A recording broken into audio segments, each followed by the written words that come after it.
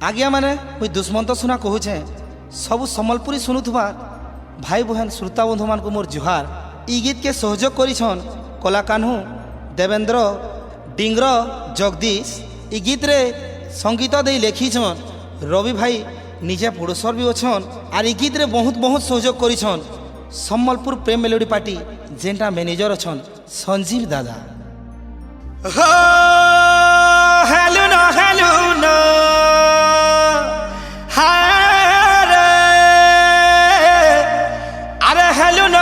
ना बिहार बतरग सजेई रखी था चेहरा तोर। अरे जीबुरा जीबुरा जीबुरा तोर सासू घर तोर बड़ घर तोर सासू घर।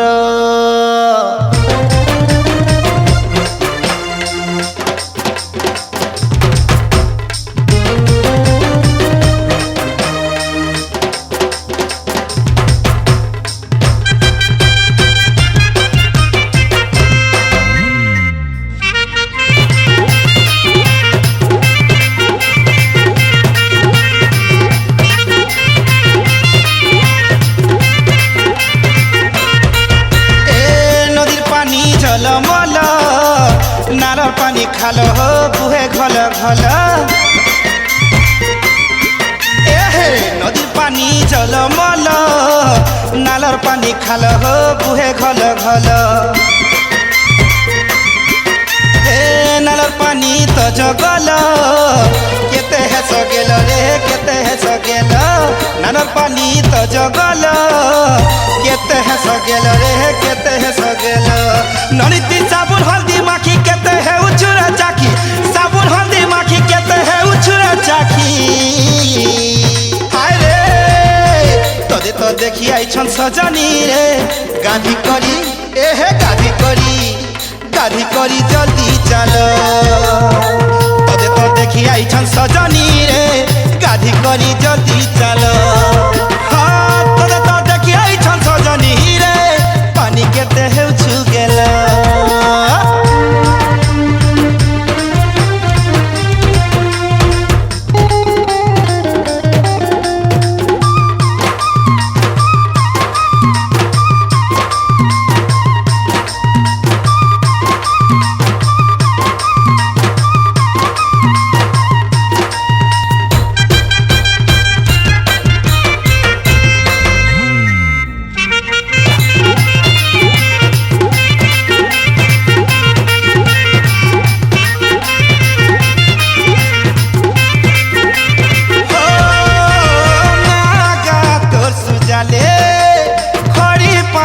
सुजाले ई पैसा दे देबे गो ननी तते कहले।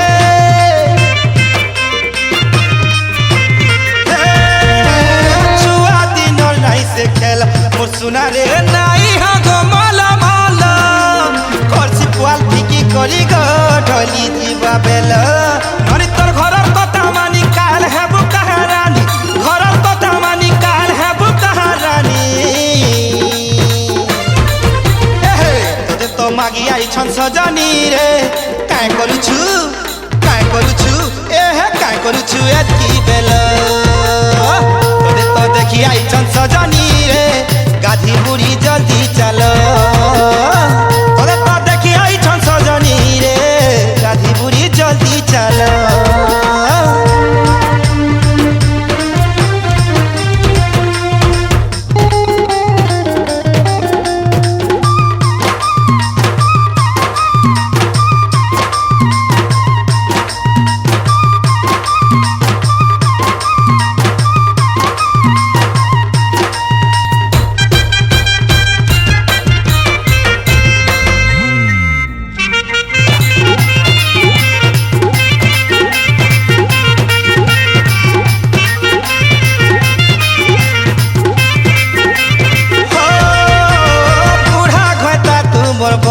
मोर सुना रे चूड़ी है बारे सुंदर तु बुढ़ा बुढ़ी चाली गले गो नहीं कर नजर।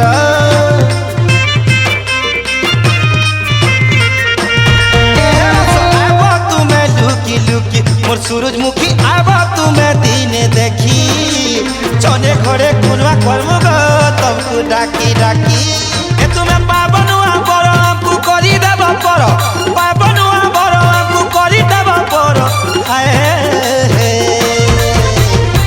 नुआ हे पान चढ़ीचे सजनी रे पिन्ह परे